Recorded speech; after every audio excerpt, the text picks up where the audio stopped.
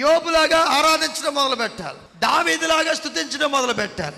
నీ జీవితంలో ఏది లాస్ అయిపోయి, ఆరోగ్యం లాస్ అయిపోయి, ఆర్థికంగా లాస్ అయిపో, ఏది రాకపోయి, చెట్లు పూయకపోయినను, పశువులు నీకు పాలు ఇవ్వకపోయినను, ఏమైనను నీవు దేవుని స్తుతించాలి అంటున్నాడు ఇక్కడ.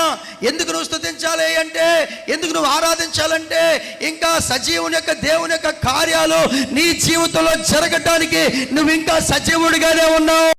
ఆ సజీవుడి వైపు నువ్వు చూడగలిగితే సర్వశక్తుని కార్యాలు నీ జీవితంలో దేవుడు స్థిరపరుస్తాడు. ఆమె దేవుడు ఎప్పుడన్నా లేపుతాడు. మనం ఆయనకి అసాధ్యమైనది ఏది లేదు, సమస్తము సాధ్యమే. అబ్రహాముని ఎప్పుడు ఆశీర్వదించాడు? 99.